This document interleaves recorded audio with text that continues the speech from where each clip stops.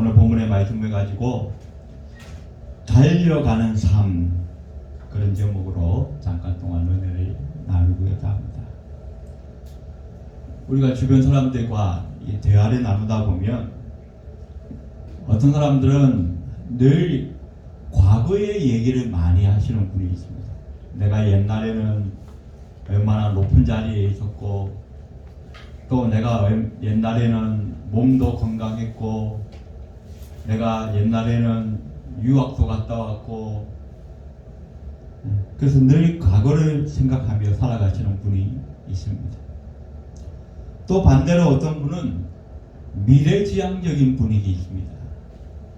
오늘은 내가 이렇지만 내일은 좀 더 나을 것이다. 올해는 내가 힘들었지만 내년에는 더 나아질 것이다. 그러면서 미래에 대한 계획과 희망을 가지고 그것을 이야기하는 그런 분들도 많이 계십니다. 젊은이는 미래를 이야기하고 늙은이는 추억을 먹고 산다, 그런 말이 있기는 하지만 우리가 주변 사람들을 만나보면 꼭 그런 것만 아닌 것 같습니다. 젊은이라도 꿈과 비전이 없이 살아간다면 과거지향적인 삶이 될 수밖에 없고, 또 나이가 많아도 꿈과 비전을 가지고 미래를 계획하고 생각하며 살아가는 분들은 미래지향적이고 희망적인 삶이 될 수밖에 없는 것을 우리는 보게 됩니다. 지난번에 말씀드린 것처럼 오늘 이 빌립보서는 바울이 옥중에서 쓴 편지입니다. 학자들에 의하면 이 빌립보서를 쓸 때가 AD 61년경, 그리고 바울의 나이가 이미 60이 넘었을 것이다 추정들을 하고 있습니다. 나이가 많아 이제 늙었고 육신의 질병도 여전히 안고 있고 이제 감옥 안에서 사형 선고를 기다리고 있는 절박한 상황임에도 불구하고 바울이 쓴 이 옥중 서신들을 읽어보면, 특별히 오늘 우리가 읽었던 이 빌립보서를 읽어보면 바울은 그 인생을 견인해 가고 있는 큰 꿈과 희망과 비전이 용솟음치고 있음을 알 수 있고, 그래서 그 바울의 인생은 늘 미래를 향해 달려가는 인생이었던 것을 우리는 알게 됩니다. 이렇게 바울의 환경과 바울의 형편이 절박하고 절망적임에도 불구하고 그가 미래지향적인 삶을 살아갈 수 있었던 그 비결은 무엇인가? 오늘 우리가 이 본문을 통해서 좀 살펴보기를 원합니다. 우리의 삶도, 우리의 신앙도 날마다 미래를 향해서 달려가는 삶을 살아갈 수 있는 그 원동력이 무엇인가? 오늘 우리는 본문을 통해서 몇 가지로 배워보려고 합니다. 첫 번째로, 현실에 안주하거나 멈추지 마라 라고 말씀하고 있습니다. 오늘 12절에 보니까 내가 이미 얻었다 함도 아니요 온전히 이루었다 함도 아니라 오직 내가 그리스도 예수께 잡힌 바 된 그것을 잡으려고 달려가노라 라고 말씀합니다. 바울은 두 가지 측면에서 늘 달려가는 삶을 살았습니다. 그 첫 번째는 주님과의 그 관계, 신앙적인 관계, 영적인 그 관계에 있어서 늘 좀 더 많이, 좀 더 깊이 주님을 알고자 하는 열망이 있었습니다. 오늘 본문 우리가 읽지는 않았지만 10절 말씀에 보면 내가 그리스도와 그 부활의 권능과 그 고난의 참여함을 알고자 하여 라고 말씀합니다. 여기 중요한 단어는 알고자 하여. 바울은 예수님을 만나고 구원받은 그날부터 그 마음에 간절한 끊이지 않는 열망 하나가 생겨나게 되었는데, 그 열망은 바로 내가 좀 더 주님을 알고 좀 더 주님을 알아가기 원한다는 것입니다.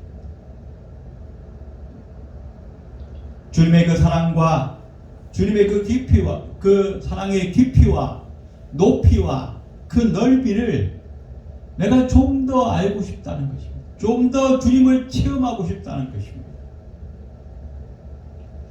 사실 우리가 신앙이 성숙해진다는 것은 한마디로 말한다면 주님을 알아가는 것. 주님을 우리가 많이 알면 알수록, 깊이 알면 알수록 우리의 신앙은 커질 수밖에 없는 것. 성숙될 수밖에 없다는 것입니다. 그래서 바울은 내가 주님을 아는 일에 날마다 달려가기를 원한다 라고 고백하고 있습니다. 또 하나 바울이 달려가기를 원했던 것은 무엇입니까? 예수님을 만난 이후에 예수께서 주신 사명, 이방인에게, 모든 열방에게 복음을 증거하여 하나님의 백성 삼기를 원하는 그 하나님의 비전이 바울의 비전으로 삼아지면서 그 가슴 속에 뜨거운 열망이 불같이 일어나기를 시작했다는 것입니다. 우리도 마찬가지입니다. 우리가 예수님을 영접하고 하나님의 자녀가 된 이후에는 하나님께서 우리에게 주신 그 비전이 있습니다. 그 비전을 향해서 날마다 우리가 마음에 불태우면서 그 비전을 이루는 일에는 결코 우리가 안주하거나 멈출 수가 없다는 것이 바로 성경의 설명입니다. 그래서 바울은 고백합니다. 내가 이미 얻었다 함도 아니요 내가 온전히 이루었다 함도 아니라. 바울은 예수님을 만난 이후로 죽을 때까지, 마지막 감옥에서 형장의 이슬로 사라질 때까지 단 한순간도 그 사명과 그 신앙에 있어서 멈추거나 안주하는 일이 없었다는 것이죠. 우리가 우리의 환경이나 우리의 물질에 만족하는 것은 신앙적으로 유익할 수가 있습니다. 거기에 욕심을 자꾸 내는 것은 우리 신앙에 별 도움이 되지 않아요. 오히려 만족하는 것이 우리 신앙에 도움이 될 수 있습니다. 그러나 우리의 신앙과 사역에 있어서 만족하는 것은 매우 위험할 수 있다는 것입니다. 현실에 만족하는 순간 이만하면 됐지, 내가 그만큼 신앙생활하고 열심히 했으면 됐지, 내가 지금까지 예수 잘 믿어왔으면 됐지, 내가 이만큼 복음 전했으면 됐지, 그렇게 생각하는 그 순간부터 우리의 비전은 스톱해버린다. 바울을 우리가 한번 생각해 보십시다. 바울만큼 하나님의 일에 큰 성과를 이룬 사람이 누가 있겠습니까?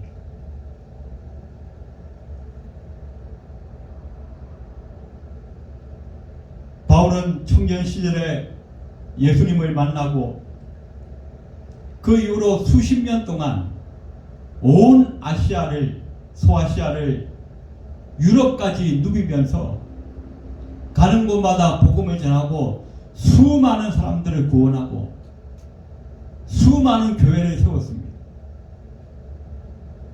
그리고 이제 마지막 로마의 감옥에 갇혀서 자기 인생을 마감하는 그런 무렵까지 왔다는 것입니다.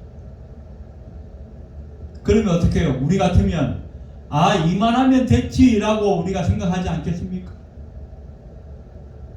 그러나 바울에게는 하나님의 일을, 하나님의 사명을 감당하는 그 일에 있어서 만족함을 갖지 않았습니다. 안주하지 않았습니다. 이만하면 됐지라고 생각하는 일이 없었다는 것입니다.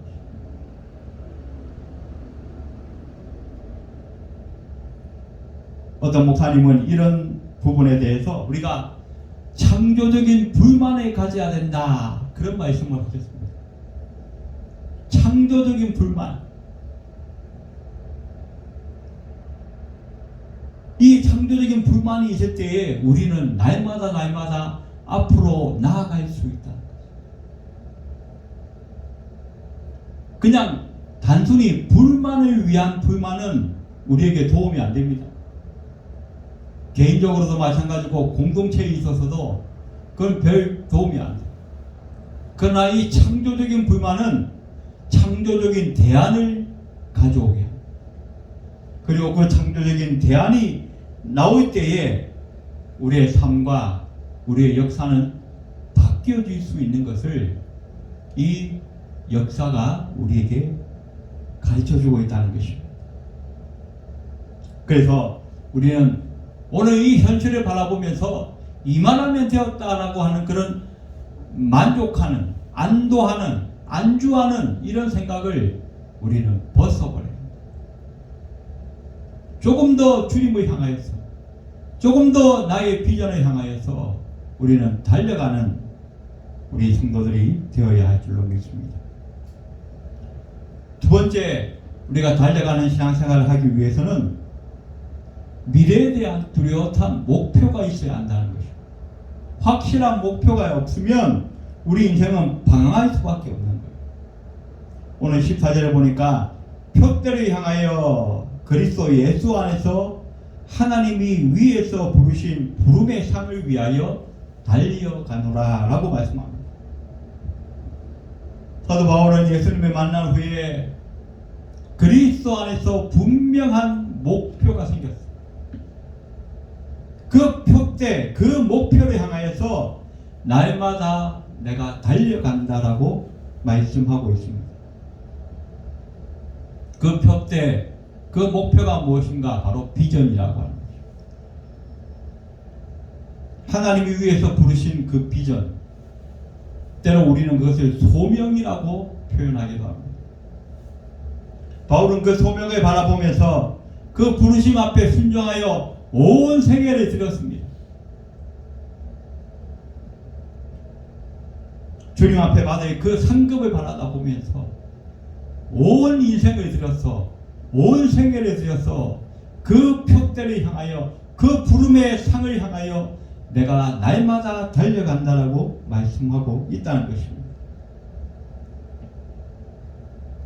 바울뿐만 아니라 하나님께서 저와 여러분을 부르신 목적도 마찬가지입니다.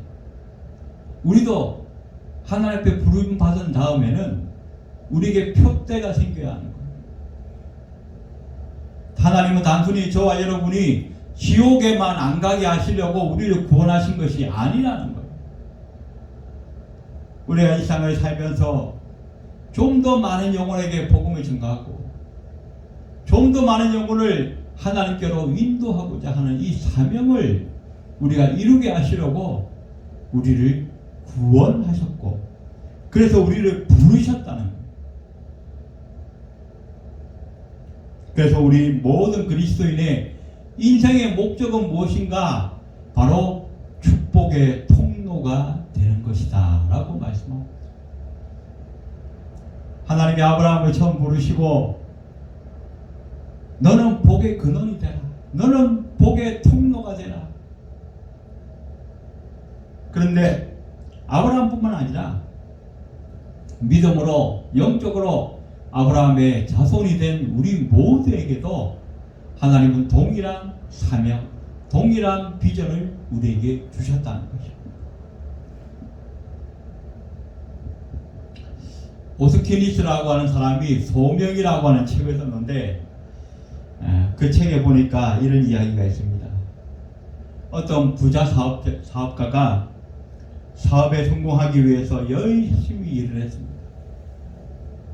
열심히 일한 결과로 돈도 많이 벌고 어느 정도 성공을 했습니다. 어느 날 많은 사람들을 불러 모아놓고 만찬을 하면서 그 사람들 앞에서 매우 진지하게 이 사업가가 고백을 하게 됩니다. 여러분, 제가 열심히 사업을 했고 열심히 돈을 번 이유가 있습니다. 내가 돈을 많이 벌면 많은 사람들을 거느리고 내 인생이 얼마나 편한가, 내 인생이 정말 편한 인생이 될 것이다, 그런 기대를 가졌습니다.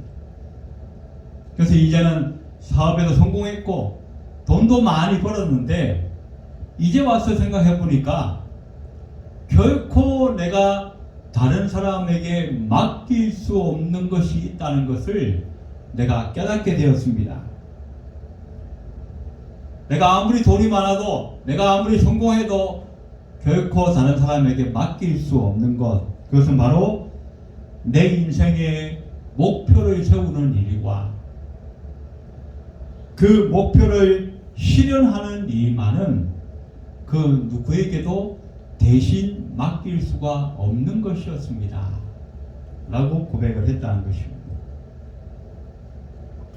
그렇습니다. 우리가 우리 인생의 소명을 성취하는 일, 하나님께서 내게 맡기신 이 비전을 이루는 일은 결코 누가 대신해 줄 수 있는 것입니다. 이것은 온전히 내가 감당해야 할 일이고 온전히 내가 헌신해야 할 일이고 내가 죽는 날까지 달려가야 할 나의 표대요 나의 목표가 되어져야 한다라고 성경은 말씀해 주고 있습니다. 오늘 예배하는 우리 모두가 하나님 앞에 이 소명을 새롭게 발견하시고 깨닫고 그 소명과 표대를 향하여서 함께 달려갈 수 있는 우리 모든 성도들이 되시기를 주의 이름으로 축원합니다. 세 번째로 우리가 날마다 달려가는 인생을 살기 위해서는 몸과 마음을 온전히 집중해야 한다는 것입니다. 인생의 목표를 정하지 않고 그냥 살아가는 사람은 별로 없죠. 누구나 마음에 소원이 있고 그 소원을 이루기 위해서 목표를 세우고 열심히 살려고 합니다. 그런데 중요한 것은 성공한 사람은 그렇게 많지 않다는 거예요. 대부분 사람들은 중간에 포기하고 맙니다. 여러 가지 고난이 있고 어려움이 있고 난관이 있다 보면 다 포기를 합니다. 그러나 마지막까지 견뎌내는 사람, 마지막까지 도전하는 사람, 마지막까지 달려가는 사람, 그 사람들은 성공하게 되어 있다는 것입니다. 우리의 신앙생활도 마찬가지입니다. 우리는 지금 끝난 것이 아닙니다. 올 한 해 동안 우리가 많이 실패하고 어렵고 힘든 일들이 있었다 할지라도 여기서 끝난 것이 아니에요. 우리는 새로운 하늘을 향해서 또 달려가고 있고 우리가 하나님 앞에 서는 날까지 우리는 계속 우리의 발걸음을 멈추어서는 안 된다는 것입니다. 우리 인생은 끝날 때까지 끝난 것이 아니라는 거예요. 13절에 보면 형제들아 나는 아직 내가 잡은 줄로 여기지 아니하고 오직 한 일, 즉 뒤에 있는 것을 잊어버리고 앞에 있는 것을 잡으려고 라고 말씀합니다. 오직 한 일, 그것이 뭡니까? 그 하나님께서 자기에게 주신 그 표대, 그 목표를 향해서 뒤에 있는 것은 잊어버리고 가겠다는 것입니다. 어떤 분들은 내가 이만큼 했으니까 이만하면 됐지, 뒤에 있는 것을 자꾸 돌아봅니다. 성공한 사람은 성공한 대로 뒤에 있는 것을 돌아보고 실패한 사람은 실패한 대로 뒤에 있는 것을 돌아봐요. 내가 지난번에 실패했으니까 이번에도 또 안 될 것 같아. 그건 뭐예요? 뒤에 있는 것을 자꾸 돌아보는 거예요. 성공한 사람은 내가 이만큼 했으니까 이제는 좀 쉬어도 돼. 이제는 조금 천천히 가도 돼. 뒤에 있는 것을 돌아보는 거예요. 그러나 바울은 그러지 말라는 겁니다. 그것은 그리스도인의 온전한 자세가 아니라는 거예요. 표대를 향하여 14절에 보니까 그리스도 예수 안에서 하나님이 위에서 부르신 부름의 상을 위하여 달려 가노라. 여기 달려가노라 헬라어의 디오코라고 하는 단어를 썼습니다. 이것은 어떤 경우에 쓰냐면 굶주린 맹수가 먹이를 사냥하기 위해서 온 에너지를 집중해서 달려가는 그 모습을 나타내고 있다는 것입니다. 그 먹이를 잡지 않으면 이제 굶어 죽을 수 있는 그 절박한 상황에서 굶주린 맹수가 먹잇감을 포착했을 때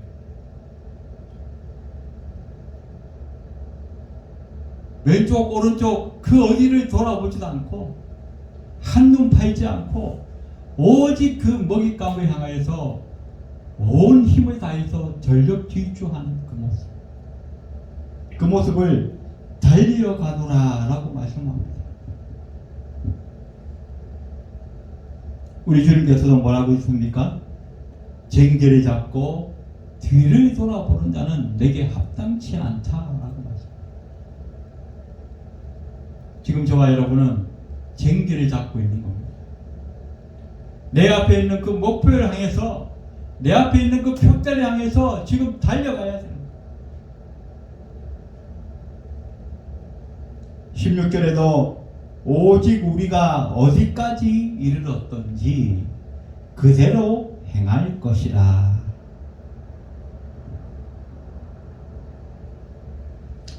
아프리카 선교사 리빙스톤이 노년에 잠시 안식년을 얻어서 영국으로 돌아왔습니다. 그때 누군가가 이 리빙스톤에게 물었습니다. 리빙스톤 박사님, 이제는 어디로 가시겠습니까? 그때 리빙스톤은 이렇게 대답했습니다. 앞으로 나아가는 곳이면 어디든 갈 것입니다. 그는 결코 뒤를 돌아보지 않았습니다. 평생을 아프리카 선교에 헌신했고 평생을 주의 일에 바쳤지만 뒤를 돌아보면서 만족하거나 안주하지 않고 나의 남은 시간도 앞으로 나아가는 것을 향해서 내가 어디든 가겠다라고 말씀했다는 것입니다. 말씀을 정리하겠습니다. 우리 인생은 주님께서부터 받은 사명을 이루는 인생이 되어야 할 줄로 믿습니다. 하나님께서 주신 그 소명, 그 비전을 이루는 일을 위해서 우리는 오늘도 달려가야 할 줄로 믿습니다. 현실에 안주하거나 멈추지 않고 뚜렷한 목표를 향해서 날마다 온 마음과 정신을 집중하면서 오늘도 내일도 우리 앞에 고난과 장애물이 있다 할지라도 어떤 어려움이 있다 할지라도 주께서 내게 주신 그 표대를 향하여서 그 목표를 향하여서 벌처럼 날마다 달려갈 수 있는 저와 여러분의 신앙이 되시기를 주의 이름으로 축원드립니다. 기도하겠습니다. 고마우신 하나님, 은혜를 감사합니다. 우리를 구원하신 것만도 감사한데 우리에게 큰 소명과 비전을 허락하셔서 우리에게 목표가 있게 하시고 달려가게 하시니 감사합니다. 우리에게 조금이라도 사탄이 틈타지 못하게 도와주시고 안주하거나 멈추는 일이 없게 하시며 날마다 우리 앞에 있는 그 표대를 바라보며 우리의 몸과 마음을 집중하여 달려가는 인생 될 수 있도록, 달려가는 삶이 될 수 있도록 하나님 축복하여 주시옵소서. 예배를 마치고 돌아가는 발걸음 위에도 함께하여 주옵소서. 예수님의 이름으로 간절히 기도드리옵나이다. 아멘.